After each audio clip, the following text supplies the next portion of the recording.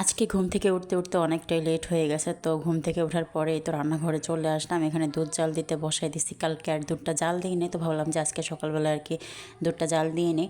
আর এখন তো মাছও বের করে নিতেছিলাম, আজকে পাবদা মাছ রান্না করবো। আর আমার বাচ্চারাও ঘুম থেকে উঠে গেছে, ওদেরকে নাস্তা রাস্তা করাইছি, তারপরে আর কি আমি কিচেনে আসছি। এখানে তো মাছটাও ভিজিয়ে রাখলাম, আর এখন আমি কিছু থালা বাসন আছে টুকটাক, এগুলি এখন ধুয়ে নিবা। আমার সকালবেলা এই কাজটা করতে এত বেশি বিরক্ত লাগে, মানে থালা বাসনগুলি ধুইতে আমার অনেক খারাপ লাগে, কেন জানি এই কাজটা মানে অনেক দেরি হয়ে যায় করতে গেলে আমার। তারপরেও ধুয়ে নিতেছিলাম। আর এখানে যে এডিট করলে যে বাবা স্পিড বাড়িয়ে দিলে কত তাড়াতাড়ি যে দেখা যায়, আসলে যদি বাস্তবে করা যেত কতই না ভালো হতো। আমি যতবার এই ভিডিওগুলি দেখি ততবার এটা ভাবি যদি তাড়াতাড়ি কাজগুলি করতে পারতাম তাহলে অনেক ভালো লাগতো, অন্তত থালা বাসন ধোয়াটা। তো যাই হোক, এগুলি সব ক্লিন করে নিলাম, এখন মাছটাও আর কি ধুয়ে নিব। সকাল সকাল রান্নাটা করলে তাড়াতাড়ি সব কিছু মনে হয় দিনটাও অনেক বড় লাগে আমার কাছে, যদি সকাল সকাল রান্নাটা একবারে করে ফেলা যায়। সারাদিনও বাচ্চাদেরকে অনেক টাইম দেওয়া লাগে, আর সকাল সকাল রান্না করে ফেললে বাচ্চাদেরকে গোসল টোসল করানো, খাওয়ানো দাওয়ানো, মানে অনেক কাজ থাকে। শুধুমাত্র রান্নাটাই কিন্তু একটা সংসারে কাজ না, মানে বাচ্চা থাকলে বাচ্চাদেরকে গোসল করানো, খাওয়ানো, ঘুম পাড়ানো, ঘুম থেকে ওঠার পর আবার ফিডার দেওয়া,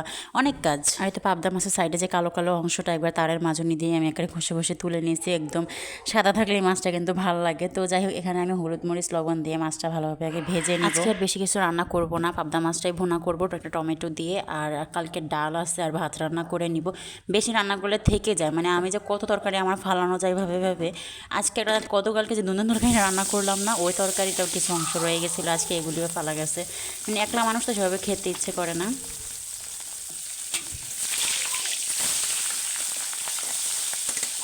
তো এক চুলায় মাছটা ভেজে নিতেছিলাম, আর এক চুলায় তরকারিটাও বসাই দিতেছিলাম যাতে তাড়াতাড়ি আমার কাজটা হয়ে যায়। দুইটা বাচ্চা অনেকটাই বিরক্ত করতেছে আজকে, তো মানে আমার যে জালের মেয়েরা ওনারা তো নাই, ওরা স্কুলে গেছে, তার জন্য ওরা একা একা হয়ে একটু বেশি বিরক্ত করতেছে আমাকে। এতদিন তো ওরা থাকলে ওদের সাথে একটু খেলাধুলা করতো, এর মধ্যে আমি একবারে রান্নাবান্নাও করে নিতাম, তো আজকে যেহেতু নাই তার জন্য একটু বেশি কান্নাকাটি করতে। এখানে মশলা সব কষিয়ে আমি এখন একটা টমেটো দিয়ে দিলাম, টমেটোটা ভালোভাবে কষে আসলে এখন ঝোলের পানি দিয়ে দিব। আর তরকারিতে না সবসময় আমার লবণটা দিতে কেন জানি ভুলে যাই, মানে লবণটার কথা একবারেই মনে থাকে না, একদম সবার লাস্টে গিয়ে মনে হয়।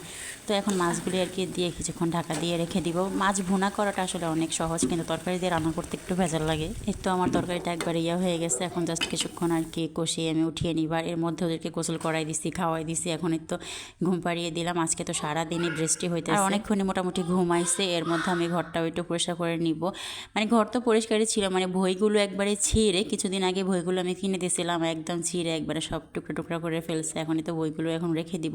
এই সময় বাচ্চারা পড়াশোনা করার থেকে পড়াশোনার জিনিস ছিঁড়েই বেশি আর কি। তো ঘুম থেকে ওঠার পর বলতেছে কলা খাবে, তার জন্য একটা কলা দিতেছিলাম, কিন্তু এই কলাটা পুরোটা একসাথে একবারে মুখে দিয়ে ফেলছে। আমি এটাই ভয় পাইতেছিলাম যে গলাতে নাকি আবার বেঁচে যায়। কোনো খাবার দিলে ও এরকমই করে, মানে পুরোটা খাবার একবারে মুখে দিয়ে ফেলতে চায়, তো তার জন্য আমার অনেক ভয় লাগে। আর খাবার দিলে ওকে আমি একদম মানে বসে থাকি ওর সামনে, কোথাও আর কি নড়ি না, কারণ একবার মুখে যদি গলায় যদি একবার বেঁচে যায় তাহলে তো একবার একটা বিপদ হয়ে যাবে। তো তার জন্যই আর কি একটু মানে ওকে একটু সতর্কভাবেই রাখি, সতর্কভাবে একটু খাওয়াই। তো এই তো বিকালবেলা একটু বাইরে বসে আসছিলাম, এখন বৃষ্টিটা একটুখানি কমছে, মানে আজকে সারাদিন এত বৃষ্টি হয়েছে, সারা রাতও কিন্তু বৃষ্টি হয়েছিল। তো এই তো আমার দুইটা বাচ্চা এখানে খেলতেছে, এখন সানিয়া আসছে, সানিয়ার সাথে আর কি ওরা খেলে। আর বাচ্চারা কিন্তু বাচ্চাদের সাথে খেলতেই বেশি পছন্দ করে, ওদের সাথে থাকতেই বেশি পছন্দ করে। তো আজকের ব্লগটা আর বেশি বড় করলাম না, আজকের মতো এতটুকুই। সবাই ভালো থাকবেন, আল্লাহ হাফেজ।